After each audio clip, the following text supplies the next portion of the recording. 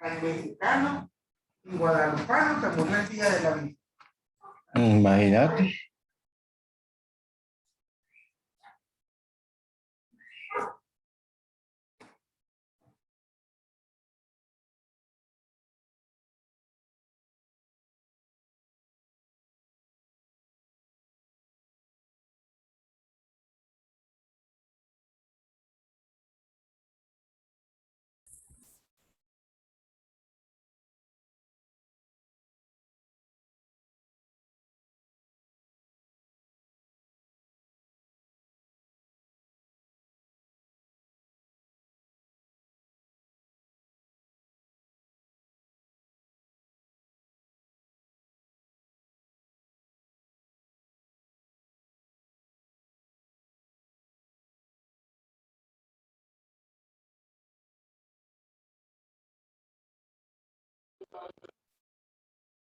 Buenos días, profesor.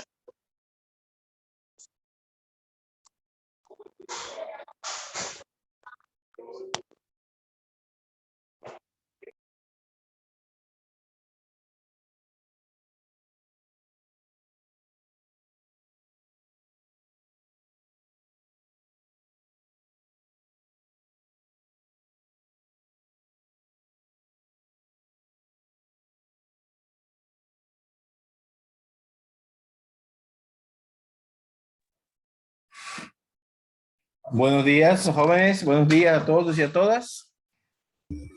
Buenos días. Vamos a dar inicio a esta videoconferencia hoy, domingo 12.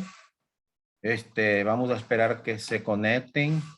Estoy admitiendo la persona y ya saben que el que está aquí, pues haga la caridad de activar su cámara. Si no, pues tengo que sacarlo, ¿eh? Bueno, pues ya vamos a iniciar. Solo estoy admitiendo a los compañeros que están entrando, ¿oyeron? Bueno. Buen día, profe. Buenos días, Araceli Castillo.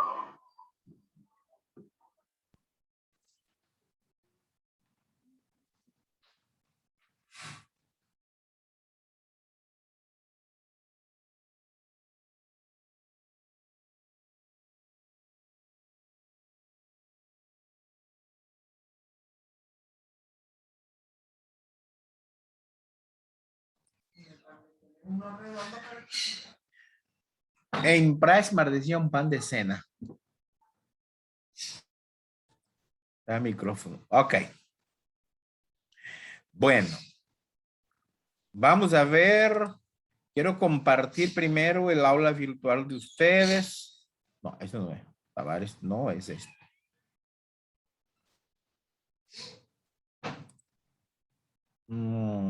Quiero ver algo aquí del aula virtual. ¿Dónde está?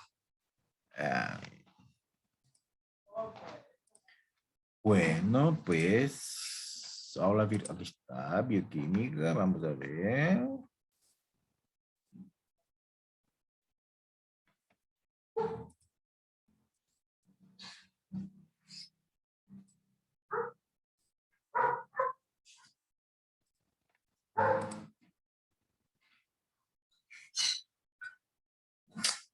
Ay, estoy compartiendo lo que no es. Ahí es.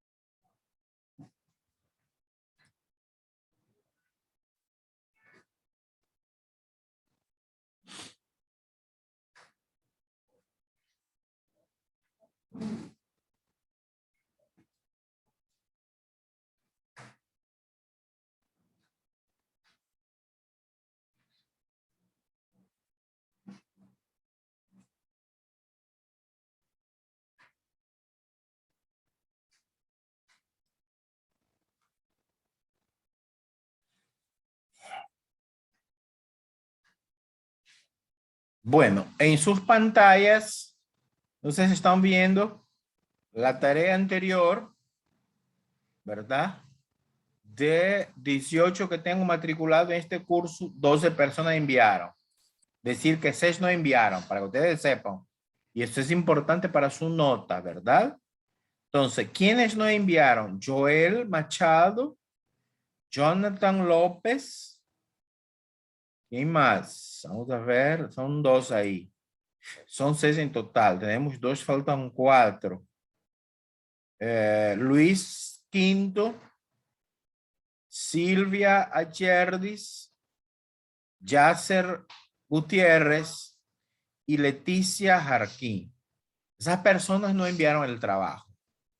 Para que ustedes sepan, ¿verdad? Bueno, señorita Leticia, ¿puede activar tu cámara, por favor?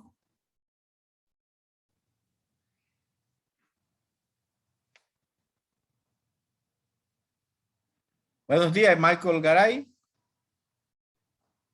Calladito, entraste tarde, calladito. Buenos días, profe, ¿cómo está? Bien, Terminando de despertarme, profe. así estoy viendo, así estoy viendo. Y la primera no tenía un clase. Era examen. Por eso es examen, pero hay que hacer, ¿no? Sí, sí, sí. Bueno, entonces vamos a comenzar de lleno. Gracias, Leticia. Vamos a comenzar de lleno y les voy a compartir la información para hoy, ¿verdad? Entonces, solo voy a admitir aquí la gente. Anderson y José Ríos. ¿Están viendo la información, chicos? ¿Se mira? Sí, profe, ¿se ve? Sí, profe. Ok. Entonces, vamos a recordar un poquito lo que miramos la clase pasada, o mejor dicho, lo que hemos estado viendo para entrar al tema de hoy, que es lo referente al marco teórico, ¿no? Bien. Entonces, en la clase pasada, en las semanas anteriores, nosotros logramos llegar hasta lo que es el planteamiento del problema de investigación, ¿verdad? Los objetivos, primero, definido el tema, nosotros planteamos los objetivos.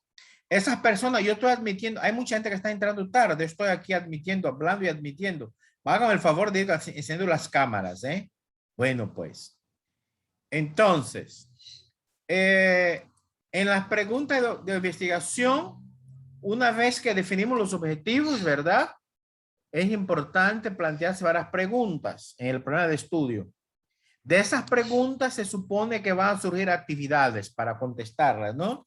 Eso es lo que hicimos. Y aquí habíamos dicho que evitemos preguntas generales que no te llevan a nada. Evitemos preguntas ambiguas, abstractas. Esas preguntas a lo largo del trabajo se pueden ir afinando, ¿verdad? Pero ahí en lo final lo que dice importante, conviene sean específicas, que la pregunta tenga especificidad, que no sea general ni ambigua. Ok. Ok. Entonces, después miramos, vamos a ver la justificación de tu investigación. Ese es un acápite que tiene mucha importancia. Ahí dice que en la justificación son las razones por las cuales usted hace ese trabajo. No es por capricho, no es porque le da la gana, sino porque es algo que le llama atención, ¿verdad? No es como alguien ahí me contestó, bueno, yo hago el trabajo porque es para ponerme una nota, pues, ¿verdad? Sino que tiene que haber razones fuertes que justifican. Vamos a hablar de eso más adelante en la cápite donde dice la validación y la justificación, ¿verdad? Y también es importante en esa justificación ver qué beneficio te va a dar a usted como persona, a tu entorno, a la universidad. ¿Qué beneficios traerá al realizar esa investigación en un futuro, no? Ok. Y tenemos algunos criterios justamente que te van a permitir evaluar cuán importante es tu investigación, el potencial de investigación. Ahí tenemos aspectos como la conveniencia. ¿Es conveniente hacer ese trabajo, esa investigación? ¿Tiene relevancia social? Es decir, ¿es útil para la sociedad? ¿Tiene algún valor teórico? ¿Vas a aportar una nueva teoría? ¿Y cuál es la utilidad metodológica? Por ejemplo, cuando hablamos de la convivencia y relevancia, está por aquí el joven, hay un joven que me ha estado escribiendo que es de relación internacional. Su trabajo tiene que ver con las relaciones diplomáticas entre Nicaragua y China, Taiwán. ¿Está por aquí el joven? ¿Si se pronuncia o no entró? No me acuerdo el nombre. Bueno, no está por aquí. Entonces, mire, un ejemplo pues de la relevancia social, ¿verdad? Y la conveniencia. Hay un joven de ustedes, del dominical, o no sé si es sabatino, la verdad, que su tema, él estudia relaciones, y su tema, él iba a hablar algo que tiene que ver con las relaciones diplomáticas entre Nicaragua y China, Taiwán. Ese trabajo está muy bueno, pero ustedes saben que el viernes el gobierno sorprendió a todo el mundo anunciando el cese de la relación diplomática con China, Taiwán, y pues restableció con la China continental. Es un asunto político. Ese tema pierde relevancia para ese estudiante. De hacerlo se puede hacer, pero es un tema que ya no te va a tener ningún impacto por cuanto ya no existen esas relaciones, ¿no? Y más bien meterse en un campo político que está minado y pues no es relevante. Es decir, ¿cómo va a hablar de un tema relevante, verdad? Por ejemplo, si usted es nicaragüense, usted no va a hablar un tema que tiene que ver, por ejemplo, con Europa. No tiene mucha relevancia, pues. No vas a hablar, por ejemplo, qué sé yo, en Asia, por ejemplo, el clima. Pues no, como no tiene mucha relevancia. Sí, tiene relevancia si usted va a hablar del Nicaragua, los climas, los huracanes, etc. Bueno, son ejemplos, ¿verdad? Ok. Y esta última parte que dice que al inicio las investigaciones suelen ser generales, pero a medida que profundiza, vamos a ser más específicas. Muy bien. Esto es como un recordatorio de lo que miramos en toda esta semana, ¿verdad? 3, 4 semanas. Ok. Entonces, vamos a ver que ahí dice la viabilidad de la investigación y dice a los 3 elementos que conforman el planteamiento del problema. ¿Cuáles son esos 3 elementos, chicos? ¿Cuáles son? ¿Qué me dicen? ¿Cuáles son esos 3 elementos? Veracidad. No, estamos hablando de los elementos que conforman el planteamiento del problema. Clase pasada presencial, hablamos de eso. El enunciado, objetivo, las preguntas y la justificación. Muy bien, ¿esa quién habló? Paola es, ¿verdad? Sí, profe. Yo por la voz, porque no tengo aquí la opción de ver quién está hablando, yo la quité. Ah, bueno, gracias Paola, te felicito. Repítalo, por favor. Las preguntas, los objetivos y la justificación. Nada más que en orden, ¿verdad? Primero los objetivos, por la pregunta y por la justificación. Correcto, en orden, ¿verdad? Esos son los 3 elementos que conforman el planteamiento del problema. A esos 3 elementos, ¿verdad? Es importante añadir ahora la viabilidad o factibilidad. Si ese problema es útil, es importante, ¿verdad? Y importante también analizar la disponibilidad del recurso. Muchas investigaciones no se logran hacer por falta de recursos, aunque el diseño metodológico esté bien hecho y todo, pero si no hay los recursos para hacerlo, pues ese es algo que es surrealista, no se puede implementar. Bien, entonces también es necesario tomar en cuenta las consecuencias de la investigación. Es decir, las consecuencias, cómo afectará a las personas, cómo afectará al investigador, los investigados, etcétera. Porque hay investigaciones que tocan asuntos que, digamos así, se ven que son de índole público, pero también pueden afectar a la persona en sí. Entonces es bueno preguntarse, por ejemplo, el niño que iba a hablar de la relación Nicaragua-China-Taiwán, si él le quiere hacer ese trabajo, pues puede atenerse a las consecuencias, puede ir a parar el chipote, ¿verdad? Porque hay un asunto político. Ok, entonces dicho esto, vamos al tema de hoy, el marco teórico. Planteamiento del marco teórico, ¿verdad? Es lo que tenemos ahí. Ese esquema, cuando termine, les voy a recomendar que tomen un pantallazo. Es un esquema muy bueno sobre lo que cosa es el marco teórico, cómo plantearlo y qué elementos tiene, ¿verdad? Nos dice que es la tercera etapa en una investigación. Yo pregunto, ¿cuáles son las 2 etapas previas entonces? Para llegar al marco teórico, ¿qué es lo que hemos hecho hasta ahora? ¿Qué me dice? ¿Qué hemos hecho? Hemos desarrollado una idea y hemos pasado al planteamiento del problema. Es decir, hemos delimitado el tema, pues. Ujú. Nos surge esa idea muy vaga, muy general, poco a poco vamos aterrizando, ¿verdad? Eso fue delimitación del tema, es la primera etapa. ¿Y después qué hicimos? Después que teníamos ya el tema delimitado, ¿qué hicimos? ¿Qué hicimos? La segunda etapa, Seguimos ¿qué con los objetivos, planteamos? ¿verdad? Planteamiento del programa. El planteamiento del problema con sus objetivos, la pregunta de investigación. El planteamiento del problema primero enunciado de manera afirmativa, después como pregunta y las preguntas específicas. Correcto. Ahora viene la tercera etapa, por lo tanto, que comienza con el marco teórico. Mire cuáles son las funciones del marco teórico. ¿Qué me ayuda con la lectura? ¿Qué dicen las funciones? ¿Qué dice? Orientar al estudio,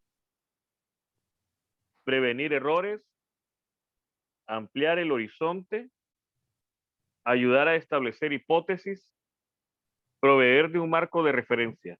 Muchas gracias. El que leo. ¿Quién fue el que leo? Alexander. Muy bien, Alexander Wilson. Ok, ahí dice claro, el marco teórico te permite es una orientación del estudio, es decir, es para que no te pierdas. Por eso dice el punto 2, prevenir errores.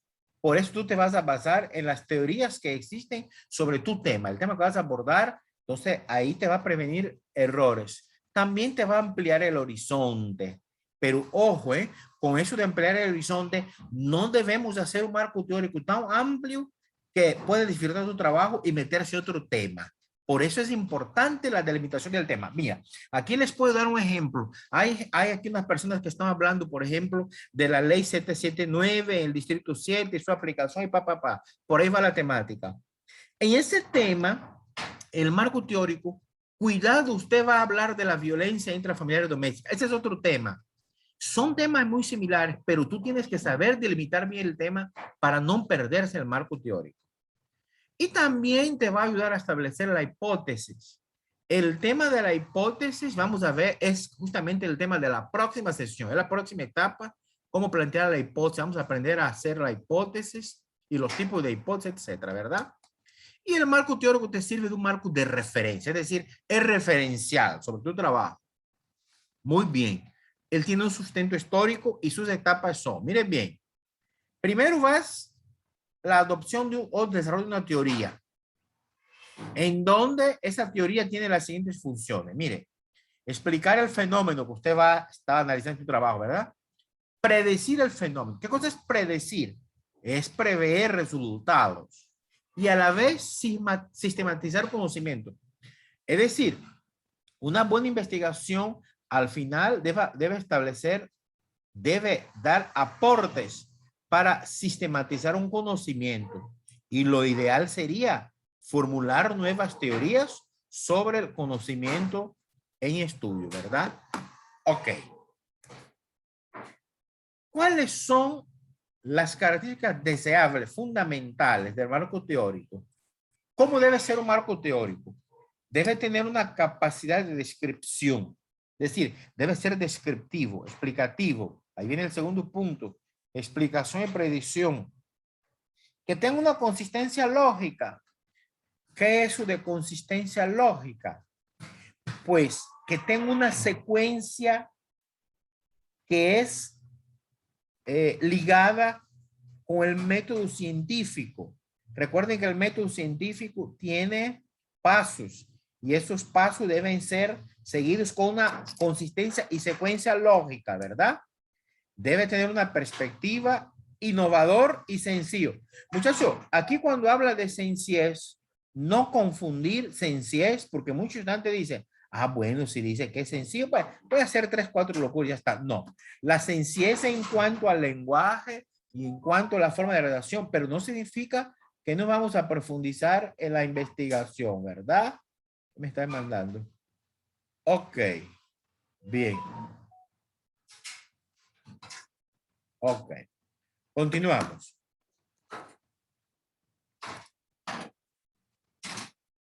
Una de las etapas, la que sigue, es la revisión de literatura. Es decir, eso vamos a ver ahorita en otro esquema. Cuando yo voy a hacer mi marco teórico, lo primero que voy a hacer es revisar la literatura. ¿Dónde voy a encontrar aportes para mi trabajo? ¿Dónde voy a encontrar teorías que hablan de mi trabajo, verdad? Entonces, voy a revisar la literatura. Más adelante vamos a ver los tipos de literatura, ¿verdad? En esa revisión de la literatura, debo tomar en cuenta las fuentes de que son primarias, secundarias y terciarias. Después, debo revisar, detectar y extraer la información que me sirve. Esa información recopilada va a ser lo que me va a permitir construir el marco teórico. Por eso aquí quiero hacer énfasis. Marco teórico no es tomar lo que dicen los científicos sobre un tema, copiar y poner en mi trabajo. Eso es de marco teórico. Eso es lo que estoy haciendo, adoptando la teoría. En el marco teórico es importante tener en cuenta lo que dicen los científicos sobre mi tema, pero ahí también es importante que usted como estudiante, usted como investigador, ponga sus apreciaciones. Es decir, no es transcribir lo que dicen otros. Y ese error es muy común en los estudiantes. Yo he sido parte del tribunal examinador a los muchachos en la Facultad de Medicina, los que egresan de la carrera, y ese es un error muy común en los estudiantes de medicina. Hace unos marcos teóricos bien nutridos aquello, con mucha información que a lo mejor ni es relevante para el trabajo. ¿Por qué? Porque el tema no está bien delimitado y le sale un marco teórico de 80 hasta 100 páginas. Y uno como jurado no va a leer toda esa información. Entonces, hay que ser, en esta etapa de la revisión, hay que ser muy prudente para detectar lo que te interesa. Y ahí, después que detectaste lo que interesa, hacer esta extracción y recopilar la información. Aquí entra en acción las normas APA que ya vamos a ver a continuación, ¿verdad? Cómo hacer esa recopilación de información. Ok. Muy bien. Entonces, en este cuadro, no sé si hay alguna consulta, chicos. En este cuadro, alguna consulta. Minimicé porque voy a hacer algo ahorita. Quiero ver dónde está aquí. Solo quiero ir a WhatsApp para...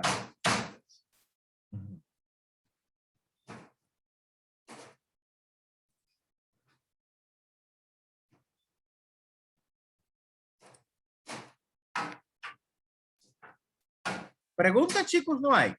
Del momento. Bueno. En este momento, muchachos, en su grupo de WhatsApp les acaba de caer una invitación para la segunda hora de clase. ¿Oyeron? Para la segunda hora de clase. Y alguien ahí subió también el pantallazo, Big Mac. Big Mike, ¿qué es Big Mike? Soy yo, profe. Bueno, ok. Entonces ahí está la invitación. Terminando esta, vamos con la segunda hora de clase, ¿verdad? Ok. Bien, muy bien. Entonces, solo quiero dejar de compartir. ¿Y qué pasa con esa gente que está sin cámara? ¿Ya le saco de aquí o qué cosa? Ustedes me avisan. Aquí estamos, profesor. Te estoy viendo, Luis Quinto, pero los demás... Ok. Entonces, continuamos. Estábamos en la adopción del marco teórico, ¿verdad? Este esquema que ya lo miramos. Muy bien. Entonces, continuamos. Y ahora tenemos los criterios de validez de una teoría dentro del marco teórico, ¿verdad? Entonces, una teoría que vamos a encontrar para nuestro trabajo, algunos criterios que debe cumplir para ser considerada efectiva, eficaz. Primero, que sea descriptiva. ¿Qué cosa es describir? Describir es de mayor rango que definir o enumerar. Si yo te digo, enumere el clima de Nicaragua, o sea, decir, tropical seco, por dar un ejemplo. Ahora si yo te digo, describe el clima de Nicaragua, ya usted va a hacer una descripción detallada, ¿verdad? Entonces, que tenga la capacidad de descripción. Que sea explicativo. Es decir, que puede dar una explicación, ¿verdad? Que sea predecible, que puede tener una capacidad de predicción, que tenga una consistencia lógica. ¡Hombre! Una consistencia lógica, que sea perspectivo, que sea fructífero. Eso ya es algo heurístico. ¿Qué significa eso de fructífero? Ahí aparece entre paréntesis, muchachos, que genera nuevas... Profesor. Es decir... Profesor. ¿Sí? Disculpe, ¿no escucha usted un martilleo en el audio? ¿Cómo dice? Se escucha como un martilleo en el audio. Y esta es la tercera vez que se le sale la reunión, se corta y vuelve a enlazarse. A ver, ¿qué tiene? Solo para que sepa, pues. Tal vez apagan sus micrófonos. Sí, se escucha como un martilleo, ¿verdad, Luis? Sí, tal vez apagan sus micrófonos, los que lo tengan encendidos. Bueno, ok. Entonces, ¿qué cosa es la fructificación? Que genera nuevos conocimientos. Es decir, que su investigación al final del todo, además que va a aportar algo, que pues eso es lo que se pretende, ¿verdad? Va a aportar algo, pero que también genera nuevas inquietudes que pueden ser fruto para una futura investigación, ¿verdad? Ok. Y que tenga cierta simplicidad y sencillez. A eso es lo que se llama parsimonia. Y aquí repito, no confundir sencillez con ser poco activo. Bien. Ok. Entonces, en este caso, bueno, esta presentación vamos a pasar. Vamos por los aspectos que interesan. Entonces, aquí tenemos... Profesor, ponga la presentación anterior para calcular un pantallazo ahí. ¿Perdón? La presentación que tenía anteriormente le iba a pegar un pantallazo y le iba a tomar una foto, pero... Acordate que de todas formas yo voy a subir eso, pero no era algo relevante. Sí, no era algo relevante. Okay. Sí. Ok, entonces miremos. Dice aquí los caminos para elaboración del marco teórico, ¿verdad? Para elaboración del marco teórico. Tenemos ahí, ¿qué significa MT? Marco teórico. Ah, bueno. No es Manuel Tavares, ¿oyeron? No, es marco teórico. Ok. Dice, un buen MT, ¿verdad? De referencias es cualitativo, se usa de manera deductiva y es cualitativo de manera inductiva. Pero el marco teórico debe tener elementos consistentes para ambos enfoques. Por eso es que la investigación, lo mejor es que tenga enfoque cualitativo y cuantitativo, ¿verdad? Ok. Y aquí tenemos las fuentes. Es decir, ¿qué va a consultar usted para hacer marco teórico? A ver, ¿quién me dice? ¿Qué consultan ustedes? ¿Qué es lo que van a consultar ustedes para el marco teórico? Libros, ensayos, investigaciones anteriores. Correcto. Eso, ¿verdad? Ahí tenemos libros, revistas, videos, conferencias, periódicos, archivos, tesis, entrevistas a expertos, internet y bases de datos. Todo eso son las fuentes que usted puede consultar para hacer marco teórico.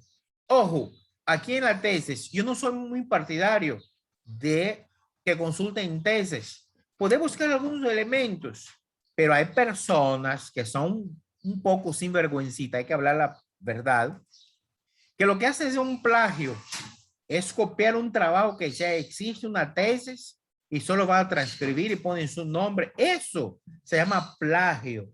Es falta de ética y no es correcto hacer eso, ¿verdad? Entonces, lo ideal es que usted plantee su propia tesis. Por eso, eso de consultar otras tesis es de doble filo, ¿verdad? Lo demás, sí, por ejemplo, conferencia, puede ser que usted va a una conferencia que habla de su tema y usted anota ahí algo relevante cuando mira un video. internet, bases de datos, etcétera. Todo eso son las fuentes, ¿verdad? Aquí nos faltó, por ejemplo, la práctica con un vecino, la práctica con una persona que conoce, aunque eso puede ir en la entrevista de expertos, ¿verdad? Alguien que conozca del tema. Ok. Ahora, ¿cuáles son las recomendaciones básicas a la hora de hacer o elaborar el marco teórico? ¿Qué debemos tomar en cuenta? Este es el primer punto. Quiero que alguien me ayude a leer ahí, por favor. ¿Quién me ayuda con la lectura? Los subtítulos que se generen deben tener total correspondencia con el trabajo que se plantea, es decir, no son la copia de un libro o artículo externo a la investigación, deben ser producto de una reflexión del actor o actores en función de la lógica y las necesidades de la misma. Muchas gracias, señorita Elizabeth. Elizabeth. Ok, entonces, mire, ¿quién me da una explicación? ¿Cómo interpretan eso que está ahí? ¿Cómo lo pueden interpretar? Nos hace mención de que no debemos de citar textualmente la información que estamos trayendo desde las fuentes, sino hacer una interiorización de esa información y explicarlo para intentar responder nuestra hipótesis. Sí, Michael Garay, pero ahí ocupas una palabra errónea cuando no debemos citar textualmente. Citar se debe textualmente. Sí, sí. Lo que no debe hacer es copiar todo vamos a decir, la referencia de tu trabajo. Pero citar no es malo, todo lo contrario. Vamos a ver cómo se hacen las citas referenciales. Citar es muy bueno. Lo que no se debe hacer es copiar una información en su totalidad, transcribir en su trabajo sin su aporte personal. Si usted lee lo que está en azul en la presentación, te habla de puntos importantes, subtítulos, correspondencia, no son copias de libros, es producto de reflexión y en función de la lógica y tus necesidades. No toda la teoría que usted va a encontrar es relevante para tu trabajo. Por eso en la presentación anterior decíamos, tienes que seleccionar, recopilar la información que tú necesitas. Esa información tiene que estar en correspondencia con el trabajo que planteaste y las preguntas de investigación. Por eso dice, no son copias de libros o artículos. Mucha gente piensa que el marco teórico es decir, agarrar un libro y transcribir todo lo que está allá. No, es otra cosa. Entonces, es producto de la reflexión. ¿Qué cosa es reflexión? Pues que usted ponga su aporte. Es decir, el que hable usted tiene que poner ahí lo que piensa usted. Y entonces, usted, el autor, va a ser en función de la lógica de su necesidad. Esa es la primera recomendación. La segunda, ¿quién me quiere leer? La redacción debe ser fluida, al igual que la redacción de todo el documento. Gracias, Elizabeth. Está activa la Elizabeth, solo ella lee. Muy bien. Cuando decimos que la redacción debe ser fluida, y eso no es solo para el marco teórico, sino que todo el documento, ¿qué entendemos por fluidez? Que debe llevar alguna congruencia, una conexión entre las ideas que vamos expresando. Muchas gracias. Ahí es, más o menos. Es decir, que tiene que tener un enlace, profesor. También, ¿verdad? Y otra cosa importante, que las ideas no se corten, ¿no? Es decir, que cuando usted está leyendo es fluido. ¿Qué cosa es fluir, muchachos? A ver, demos ejemplo. Fluir. Por ejemplo, el agua del río fluye, ¿verdad? Esa fluidez es una sola dirección, sin entrecortarse. ¿Qué significa esto? Cuando usted redacta su marco teórico del documento, debe haber una secuencia lógica, de tal forma que la persona, que cuando uno está leyendo ese trabajo, entiende claramente qué es lo que está leyendo. No es que yo estoy hablando de un tema, salto a otro, después regreso. Ahí no hay fluidez. Por lo tanto, es importante que sea fluido. Ok. El tercer momento, otra persona que ayuda con la lectura. Se incluyen los conceptos y la referencia de los modelos teóricos en los que se basan. Muy bien, Araceli. Dice que se incluyen los conceptos y la referencia, los modelos teóricos en que se basan. ¿Quién me quiere explicar eso con sus palabras?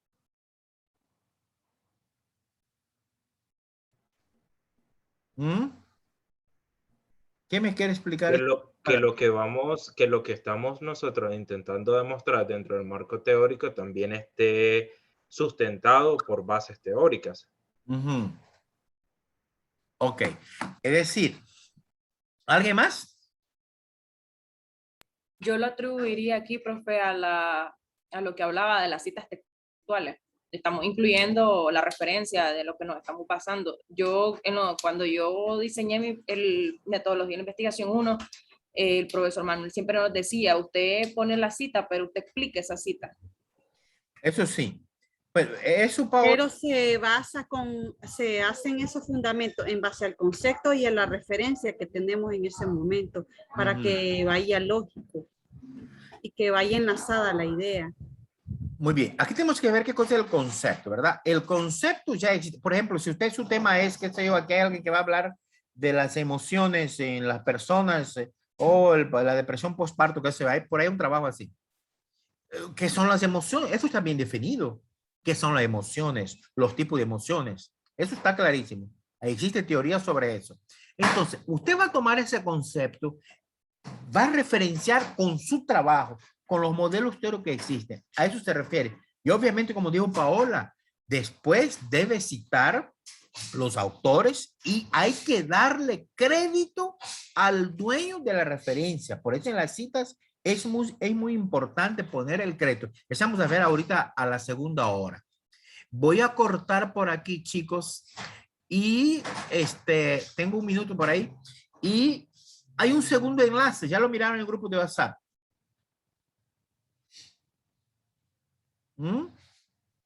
Sí, profe, dice que empieza a las 10:30, 10:20, sí. Creo.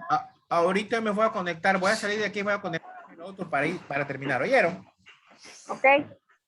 Bueno, pues. Okay.